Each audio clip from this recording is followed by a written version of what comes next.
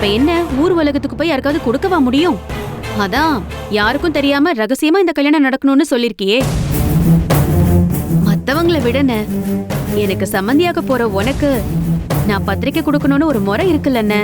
அதான் நான் முறைப்படி உனக்கு பத்திரிக்கை வைக்கலான்னு கொண்டு வந்தேன்ன. நீயும் மதனியும் சேர்ந்து இந்த பத்திரிக்கையை வாங்கிக்கோங்க. எதுக்குமா இதெல்லாம்? அண்ணே, இதுல என்னென்ன தப்பு இருக்கு? நான் பத்திரிக்கை கொடுக்க வரும்போது முறைப்படி எல்லாத்தையும் செய்றியேன்னு சந்தோஷப்படுவேன்னு பார்த்தா எதுக்குன்னு ஒரு வார்த்தை கேட்டு போட்டியேன. நடக்க போற இந்த கல்யாணத்துல உனக்கு சந்தோஷம் இருக்கா இல்லையா? என்ன நீ எதுக்கு இப்படி பொசுக்குன்னு பேசுற?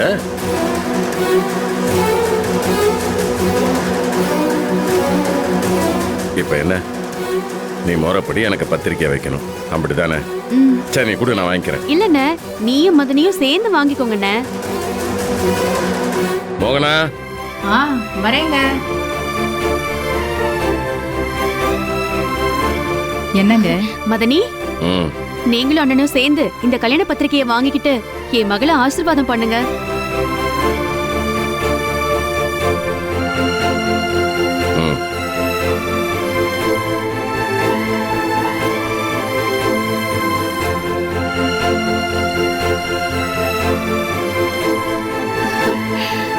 சித்தப்பா, மறக்காம என் பொண்ணு கல்யாணத்துக்கு வந்துருங்க சித்தப்பா.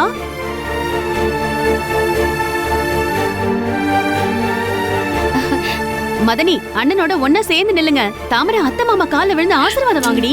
எதுக்கு இதெல்லாம்? இல்ல, என்ன ஆசீர்வாதம் பண்ணுங்க. நல்லா இருமா, நல்லா இரு, நல்லா இரு.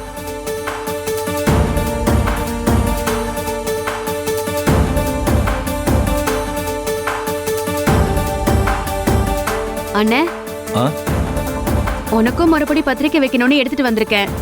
நீயும் மதனியும் சேர்ந்து வாங்கிக்கோங்க. ஈஸ்வரி, ஈஸ்வரி. அந்த வந்துட்டேங்க. என்னங்க? இங்க வாமா, பத்திரிக்கை வைக்குது. மதனி, நீங்களும் அண்ணனும் சேர்ந்து பத்திரிக்கை வாங்கிக்கோங்க. என் மகளுக்கு கல்யாணம் வச்சிருக்கேன். நீங்க தான் முன்னாடி நின்னு என் மகளுக்கு சீரும் சிறப்புமா எல்லாத்தையும் செஞ்சு கொடுக்கணும். கண்டிப்பா சார். நல்லா இரு. நல்லா இரு.